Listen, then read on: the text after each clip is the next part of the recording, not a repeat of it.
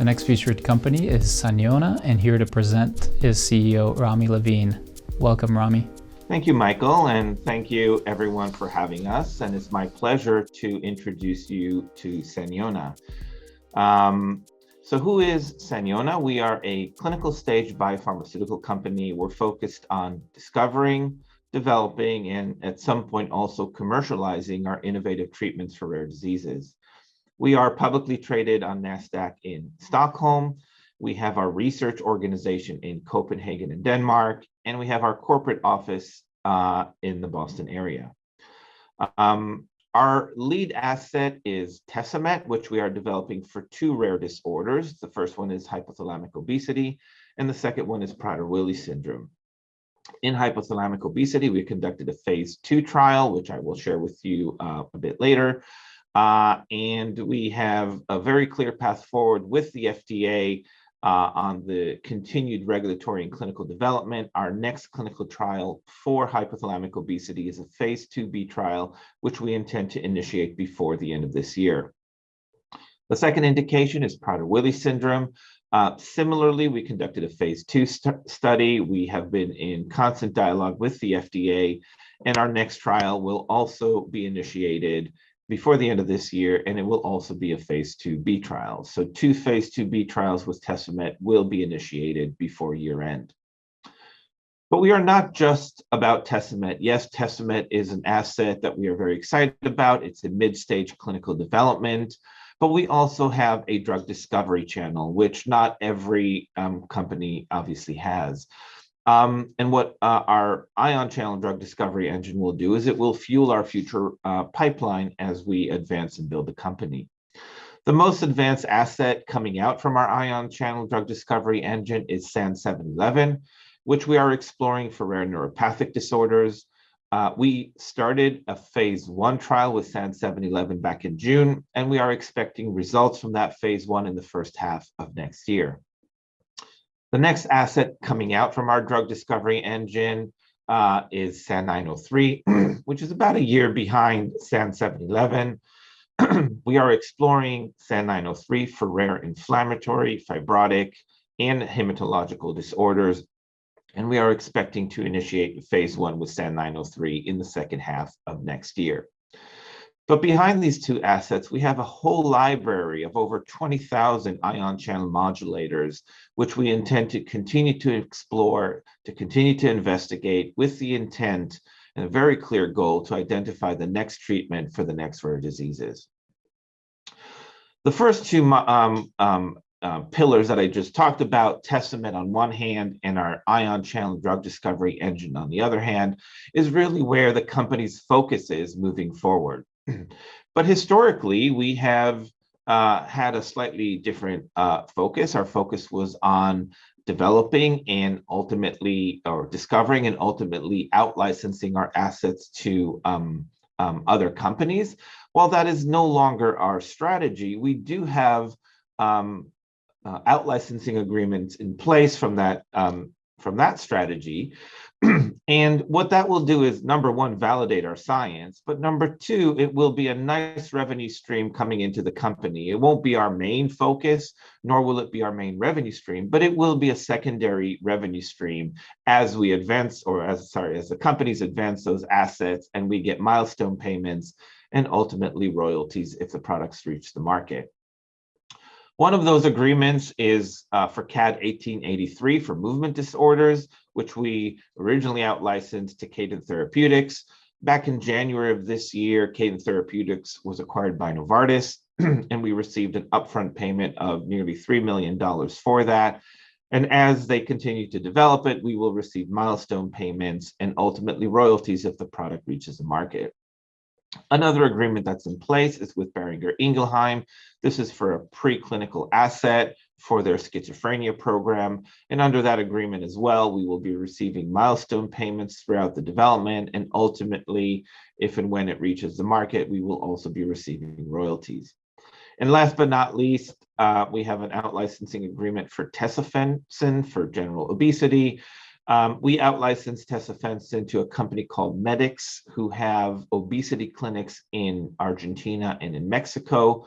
Medix conducted a phase 3 trial back in 2019 and submitted their file to the Mexican authorities for approval in December of that year. They are now waiting for feedback from the FDA, obviously, hopefully an approval. There were some questions late, just a few months ago, and they are now expecting to come back to the Mexican authorities and hope to get an approval early next year. Under that agreement as well, we will be getting double-digit royalties once the product is on the market. And last but not least, from a financing perspective, we have robust financing to drive our current operating plan. We are well funded into the second half of next year, and we are covered by some strong institutional support from RA Capital to Pontifax to New Leaf and others. As I mentioned, we have built our corporate office in the Boston area. This is our executive team. Almost everyone is based here in the US with their teams. The only one who's still based in Copenhagen is Jürgen Dreyer, who's our CSO and founder, and he leads our research team in Denmark. Our R&D pipeline is shown here. As I mentioned, we are advancing Tesomet for hypothalamic obesity and Prader-Willis syndrome into phase 2b. These trials will be initiated before year end. SAN711, which is a GABA alpha 3 PAM, which we are targeting for rare neuropathic disorders, is in phase 1, and results are expected in the first half of next year. SAN903, about a year or so behind SAN711. SAN903 is a calcium channel inhibitor, which we are targeting for rare inflammatory, fibrotic, and hematological disorders. And we are expecting SAN903 to move into the clinic in the second half of next year. And then obviously behind these assets, there's a whole database, as I mentioned, of over 20,000 proprietary compounds, which we intend to continue to investigate to try and identify our next treatment to move into preclinical and clinical development. But let's start and talk about Tesomet, obviously our lead asset moving into phase 2b. Tesomet is potentially first-in-class triple monoamine reuptake inhibitor. It is a fixed-dose combination of tesofensine and metoprolol, and it is designed to reduce hyperphagia, which is one of the main characteristics seen in both hypothalamic obesity and Prader-Willis syndrome. And it does it by targeting the reward center in the brain, increasing the levels of dopamine and serotonin in the reward center, and by doing so, reducing the craving for food and reducing the appetite. Tesomet also targets the appetite center in the brain, and by such increases the level of noradrenaline in the brain. And by increasing the low levels of noradrenaline, it also increases the metabolic fat burn, all of which are critical for the two diseases that we are talking about. So let's go into a bit more detail into these two therapeutic areas. The first one is hypothalamic obesity. Hypothalamic obesity is an acquired rare disease. Most commonly, it's caused by damage to the hypothalamus in the brain, and most often that happens after the removal of a rare brain tumor called craniopharyngioma. These are typically healthy people who suddenly had a rare brain tumor, and as a result of the removal of that brain tumor, the hypothalamus in the brain is injured. And as a result of that injury to the hypothalamus in the brain, there is a rapid and excessive weight gain post hypothalamic injury. These patients could be normal, healthy, even very active athletes, and within a year post-surgery, they become obese. Hyperphagia, which is this uncontrolled hunger. Many of these patients, their parents have to lock the fridges, have to lock the cabinets.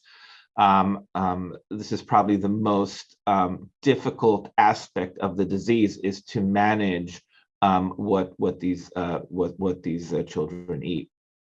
Some of the other characteristics are memory impairment, attention deficit, and impulse control. There's currently no FDA-approved drug, for hypothalamic obesity. In fact, Tesomet is the most advanced in clinical development for hypothalamic obesity. In terms of the size of the patient population, in the US, there are between 10 to 25,000 hypothalamic obesity patients. In Europe, between 16 and 40,000.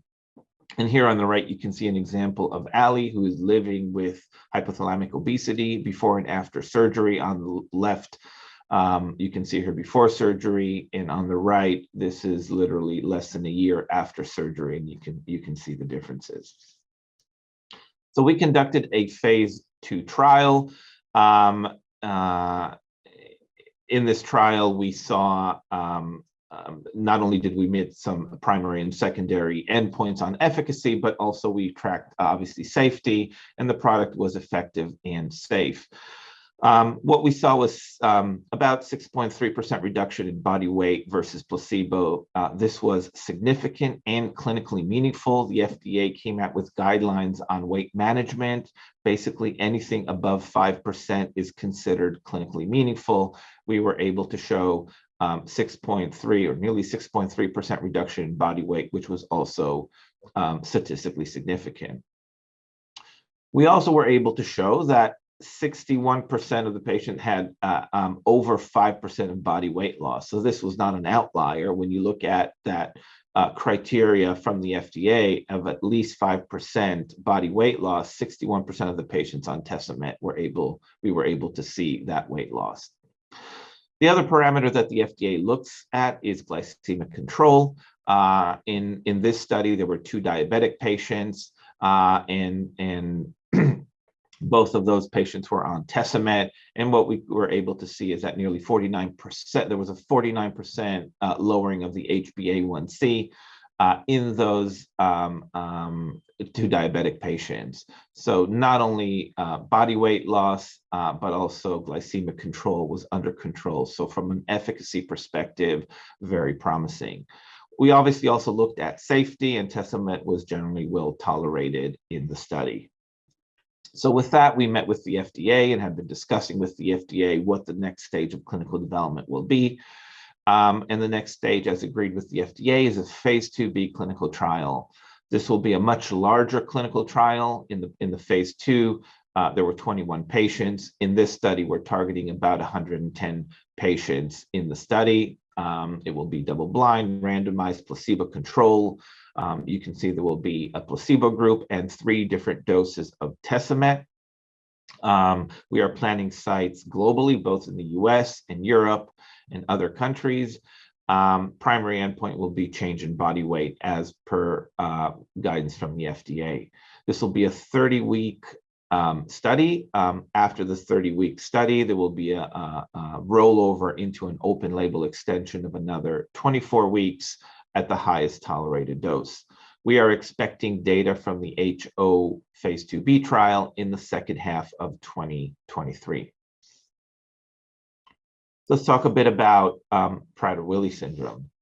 Unlike hypothalamic obesity, Prader-Willis syndrome is actually a genetic disorder, and that is caused due to the absence of an absent or defective parentally expressed gene on chromosome 15. So these are typically patients who have hyperphagia is the most concerning and characteristic of the disease. These are patients who typically have abnormal growth, abnormal body compensation. Unlike in hypothalamic obesity, as I mentioned earlier, these were healthy patients. These are unhealthy patients to begin with. Their body composition is very different to a normal healthy person. They have very low muscle tone. They have social, emotional, and cognitive deficits. They have obesity-related comorbidities, and there currently is no approved treatment for PWS, specifically no treatment for the hyperphagia of PWS. This is a slightly larger indication than hypothalamic obesity, but just ever so slightly. There are about 11,000 to 34,000 patients in the US and about 17,000 to 50,000 in Europe. And here on the right, you can see a few PWS or people living with PWS at a home for adults living with PWS.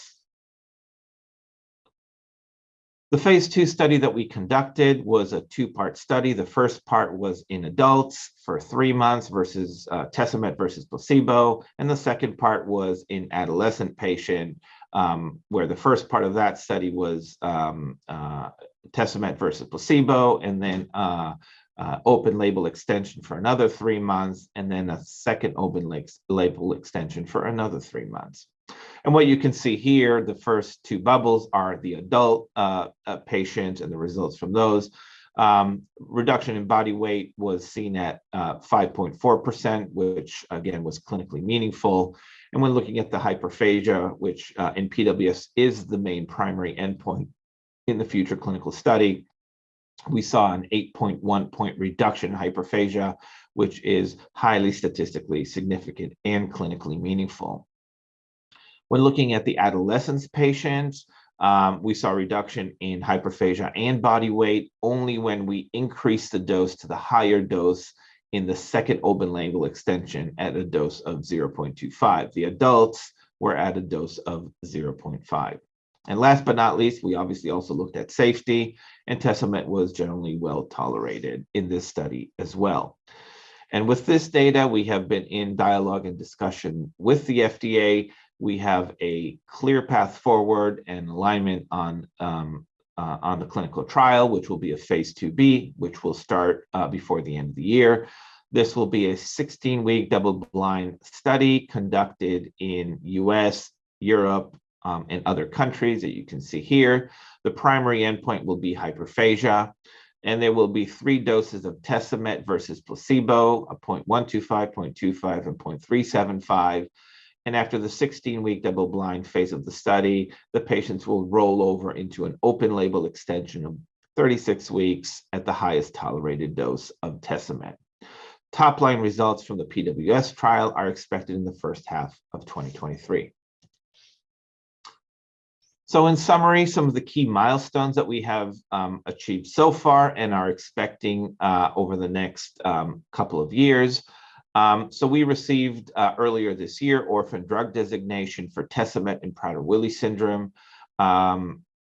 We have a clear path forward for Tesomet in hypothalamic obesity following the conversations we have had with the FDA. Both of those were achieved in Q1. In Q2, we initiated our phase 1 trial for SAN711 in healthy volunteers. That was in June. And in Q3, we received orphan drug designation for Tesomet in hypothalamic obesity as well. Moving forward, we will be initiating 2 phase 2B trials, as we just discussed, both in hypothalamic obesity and Prader-Willis syndrome. Both of those will take place before year end. Top-line data from the phase 1 clinical trial of SAN711, which is underway, is expected in the first half of next year. And then we expect to initiate another clinical trial, a phase 1 trial with SAN903 in the second half of next year. And then as we move into 23, we're expecting to start receiving the top-line results from our 2 phase 2B trials. During the first half of 23 will be the results from Tesomet in Prader-Willis syndrome. And during the second half of 23, we will be receiving the results from Tesomet in hypothalamic obesity. So this is just a character to try and illustrate that for us, Tesomet, even though obviously the most advanced asset that we have in clinical development, for us, Tesomet is really only the beginning as we prepare and plan to grow the company. And you can see below, obviously, Tesomet and HO and PWS is the starting point. We have started SAN711 in phase 1. Our goal will be to continue to develop that. And SAN903 is about a year behind. We plan to bring that into clinical development as well. Behind these assets, we have a whole library which we'll constantly continue to explore with the intent to identify the next treatment for a next rare disease. We will also be looking at life cycle management. Beyond the lead indications that we are currently pursuing, are there other indications where the treatments that we are working on could be beneficial? Then conduct the appropriate clinical trials and bring those to market as well. And then in parallel to all of this business development, we just announced the hiring of a new chief business officer. And her role will be to explore a variety of different business development opportunities for us to either partner, out-license, or in-license as we continue to build the company. And with that, I'd like to thank everyone for your attention. Thank you. Well, thanks so much for your presentation, Rami. It seems like Saniona has a lot of exciting things going on, and but I'd like to ask you a little bit about the share price, which has been slightly on the decline in recent months. What would you say is needed to improve it?